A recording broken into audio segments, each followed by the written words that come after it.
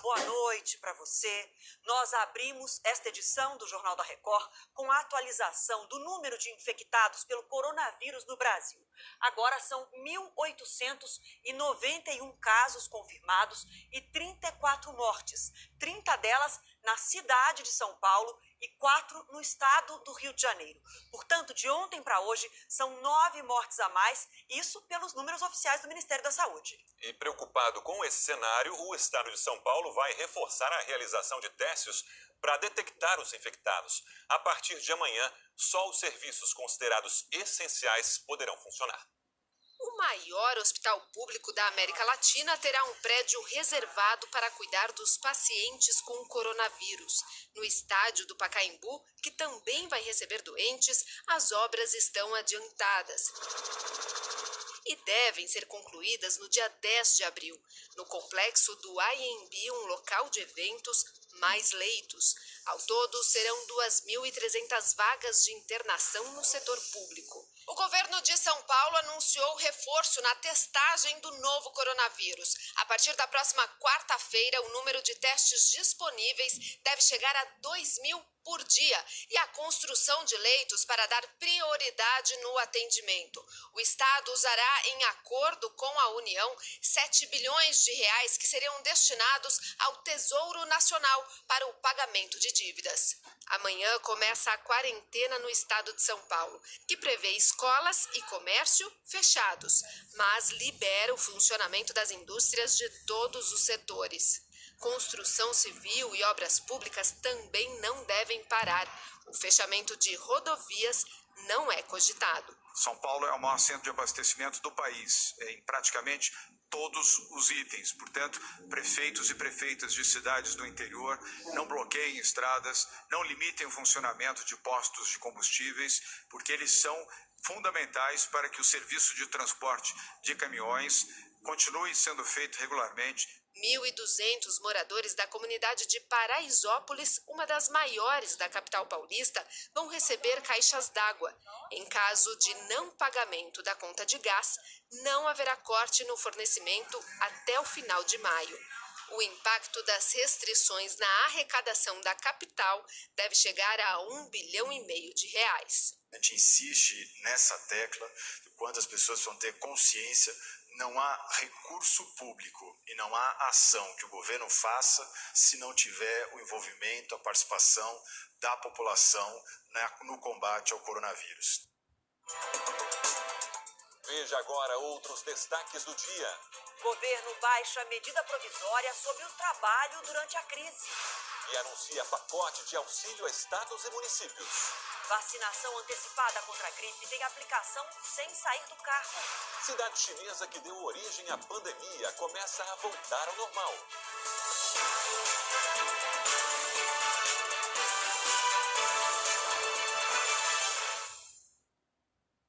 Oferecimento Bradesco, ao lado do empreendedor no futuro do seu negócio.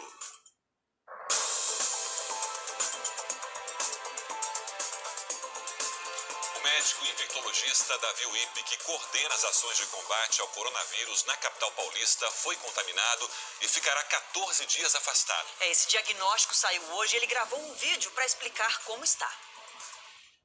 Acabo de saber que meu exame deu positivo. Estou bem, febre baixa, tosse e repouso. Ficarei em quarentena por 14 dias. Espero voltar rápido às minhas atividades. Agradeço a solidariedade. Obrigado. Com a pandemia do coronavírus, um hospital particular de São Paulo vai contratar 1.426 profissionais de saúde por tempo determinado. Eles vão reforçar o atendimento não só das unidades particulares, mas também em hospitais onde tem parceria com a prefeitura. Por incrível que pareça, profissionais de saúde têm denunciado hostilidade e agressões a caminho de casa e no transporte público. Revoltante, né? Nos últimos 4 dias, foram pelo menos 20 denúncias em todo o estado de São Paulo.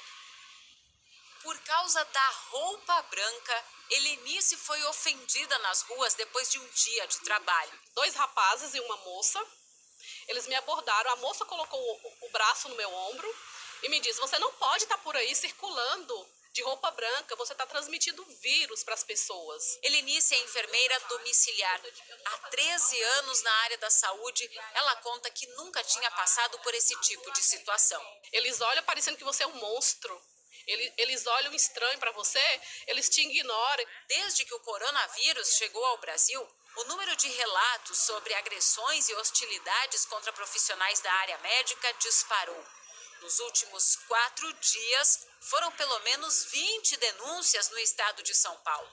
Neste vídeo, uma técnica de enfermagem faz um apelo para que os colegas não saiam de casa de roupa branca para não correr riscos. Então eu quero pedir para os meus amigos, meus irmãos de jaleco, minhas amigas profissionais da área da saúde, da enfermagem, que não saiam de casa com roupa branca. O Conselho Regional de Enfermagem aqui de São Paulo manifestou total indignação aos casos de violência física e verbal contra os profissionais de enfermagem e recomenda que quem passar por esse tipo de situação registre boletim de ocorrência. Nós precisamos gerar esses números para que possamos chegar no governo e falar, olha, é absurdo o que está acontecendo, vamos tomar providências. Uma portaria do Ministério do Trabalho determina que os profissionais de saúde não saiam na rua com os equipamentos de proteção, nem as vestes usadas para atendimento. A roupa branca usada por muitos trabalhadores como Helenice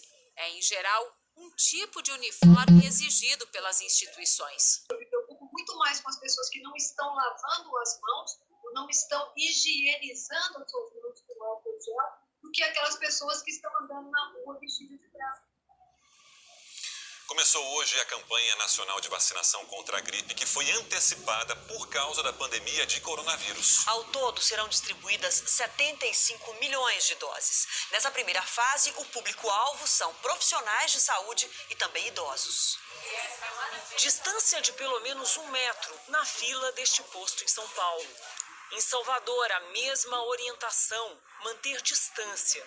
Para evitar que se formem grandes grupos, há um escalonamento de vacinação, de acordo com a data de nascimento do idoso. Foram implantados 12 postos móveis. A vacina é aplicada sem necessidade de sair do carro. São Paulo também adotou o drive-thru. Em Goiânia, a campanha está sendo feita em espaços abertos. Seu João Batista fez marcas no chão, mas nem todo mundo respeitou a distância na fila. Houve aglomeração. O governador Ronaldo Caiado, que é médico, pediu para que as pessoas voltassem para casa. Eu vim aqui diretamente as pessoas irem para casa para podermos redistribuir toda essa vacina nos postos da polícia. E depois eles podem passar com o carro para poder tomar também a vacina dentro do carro. Dona Edna, de 69 anos, se apressou para vir se vacinar. Eu estou com 3 anos que eu não tenho gripe. A vacina protege contra 3 tipos de influenza, o que funciona como um auxílio indireto no combate ao novo coronavírus. A pessoa se protegendo, ela não vai ter influenza, então também vai diminuir o fluxo de pessoas nas unidades de saúde, hospitais. Nessa primeira etapa, que começou hoje, os profissionais da saúde pretendem vacinar, só no estado de São Paulo, mais de 6 milhões de pessoas. A próxima fase vai priorizar outros grupos, crianças, gestantes, mulheres que acabaram de dar à luz. Durante toda a campanha, a meta do governo é imunizar mais de 67 milhões de brasileiros. No ano passado, o Brasil registrou quase 6 mil casos de influenza, com mais de 1.000 mortes. Em São Paulo, cerca de 1.000 farmácias também vão aplicar as vacinas a partir do dia 13 de abril. Mais uma medida para diminuir a concentração nos postos. Nesse momento, com a época de frio que vai começar a chegar, as pessoas podem se confundir. Então eu acho muito importante esse momento que é um cuida do outro, né? O Rio de Janeiro confirmou hoje a 4ª morte pelo coronavírus e é a primeira na capital do estado. A vítima é uma mulher de 58 anos. No total, já são 233 casos confirmados. Para ajudar na prevenção nas comunidades, a prefeitura anunciou hoje ações de limpeza. O dia começou com muitos bloqueios e filas no Grande Rio. A Polícia Militar fiscalizou o embarque de passageiros que queriam usar o transporte público. Apenas trabalhadores de serviços essenciais podiam passar. Foi assim nos trens da Baixada Fluminense em direção à capital, nas barcas que partiam de Niterói para o Rio e em 3 estações do metrô.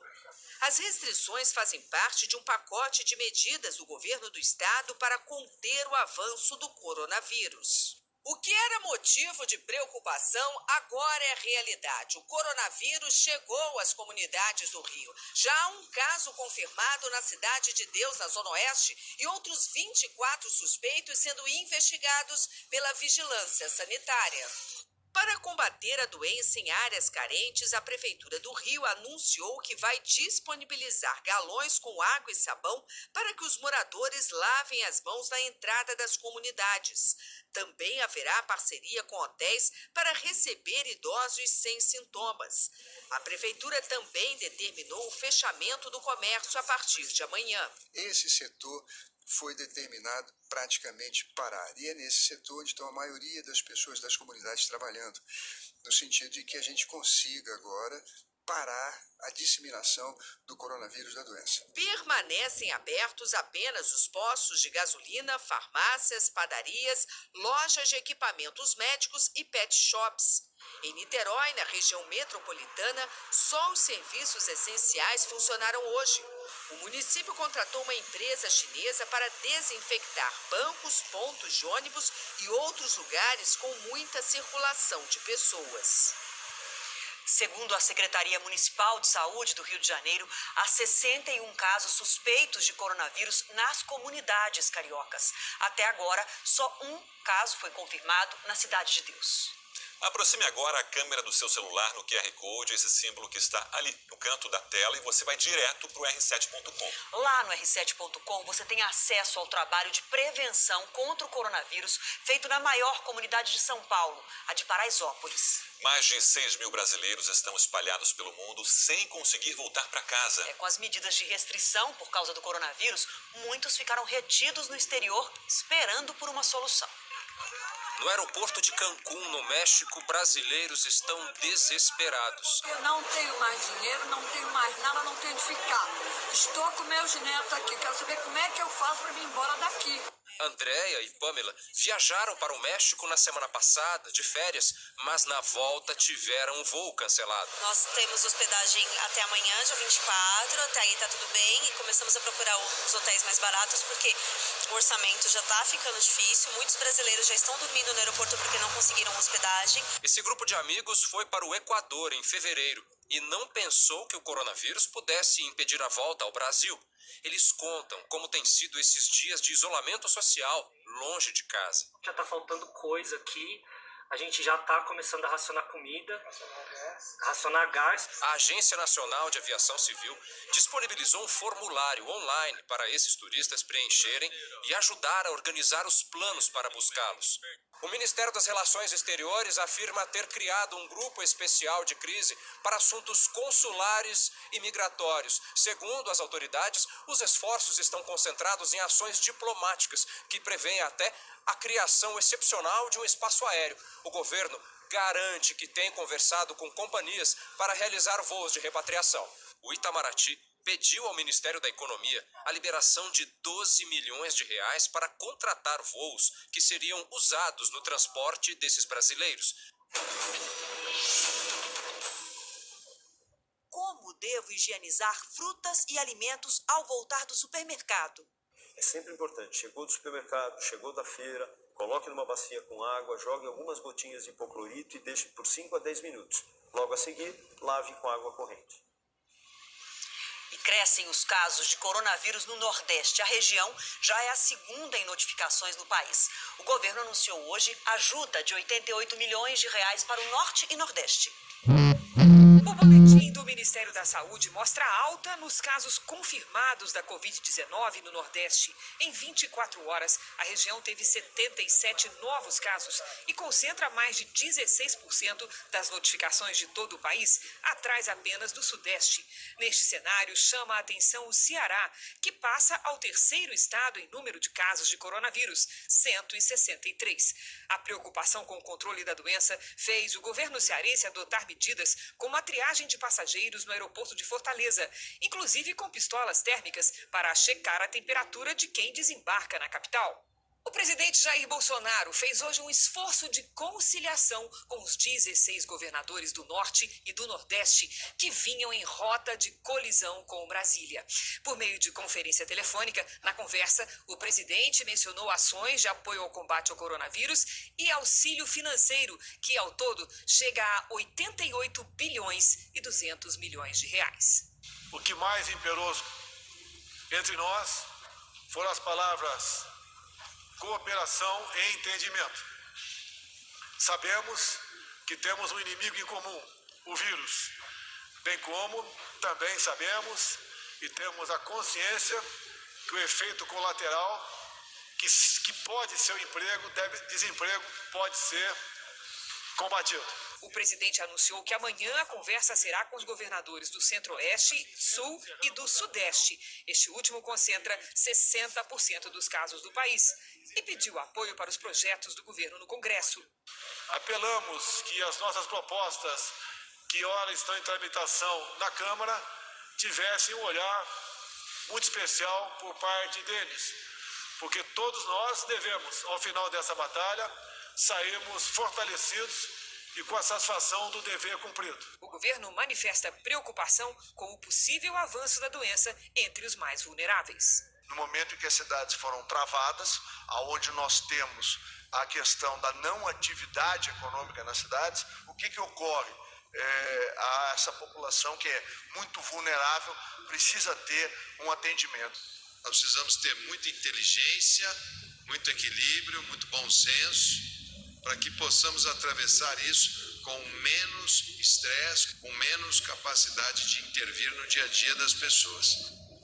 Uma pesquisa mostra que as pequenas empresas do setor de varejo vão ser as mais afetadas pela quarentena do coronavírus. E os microempresários estão usando a criatividade para reduzir o impacto nos negócios. Esta rua normalmente é a mais movimentada em um bairro da Zona Leste de São Paulo. O ponto ideal para muitas lojas, como a do Cláudio, que vende roupas infantis. Depende do dia, né? Num sábado, 150 a 150 clientes ou mais. Para manter o negócio, com um aluguel de R$8.000 e o salário das 2 funcionárias, ele precisa vender pelo menos 40 peças por dia. Fechado, sim, mas parado, não. Enquanto os consumidores não podem entrar na loja, o trabalho do Cláudio o dia inteiro é esse: descobrir como chegar aos clientes para continuar vendendo. Pelo telefone ou pelo aplicativo de mensagens, ele vai à luta. Se você precisar de qualquer coisa, a gente envia via transportadora ou então via correio se você não tiver pressa, tá bom? E qualquer coisa eu levo pessoalmente também. Na doceria da Margarete, o ano começou com novos equipamentos e uma pintura geral para receber melhor os clientes. Agora a estratégia será levar os doces, bolos e refeições até a casa das pessoas. A gente precisa manter pelo menos o mínimo para poder continuar pagando. São funcionários, né? São todos os deveres que nós temos como empreendedor, como pessoa, né? Para o Sebrae, o momento exige criatividade dos pequenos e microempreendedores. É preciso melhorar a presença digital das empresas, com site e redes sociais, e se adaptar ao isolamento dos clientes. Temos que ser criativos. Na hora da crise, tem muito aprendizado e não pode desanimar. Você tem que ligar sempre para o seu cliente e procurar um jeito diferente de atender agora. Outra recomendação aos empreendedores é buscar a redução dos custos, negociando com fornecedores, descontos, prazos de pagamento, redução do aluguel. Assim ganhar fôlego para enfrentar esse momento e manter o negócio em atividade, como o Cláudio espera conseguir. A crise está aí, mas a gente tem que agora fazer de tudo para se manter em pé, né? esperar que isso aí uma hora passa, né? Deixa eu fazer uma correção. Agora há pouco nós informamos que o governo federal vai enviar uma ajuda financeira para o Norte e Nordeste para o combate ao coronavírus. O valor que será enviado é de 88 bilhões de reais. E com mais medidas de restrição anunciadas pelo mundo e o temor de uma recessão global, as bolsas de valores fecharam com perdas nessa segunda e no Brasil não foi diferente. O Ibovespa encerrou o dia com queda de 5,22%. O dólar comercial subiu 2,21%, cotado a R$ 5,13. E o presidente Jair Bolsonaro assinou uma medida provisória que flexibiliza normas trabalhistas para tentar manter os empregos e também ajudar empresas em dificuldades por causa da crise do coronavírus. Só que no começo da tarde, ele revogou um dos pontos mais polêmicos. O trecho da proposta falava em suspensão do contrato de trabalho por até 4 meses, sem o pagamento de salário desde que houvesse acordo individual ou coletivo entre os patrões e empregados, que poderiam passar a receber uma ajuda compulsória mensal. A medida foi criticada pelo presidente da Câmara em uma videoconferência com representantes de um banco. O governo estava estudando isso ontem. O governo também tinha anunciado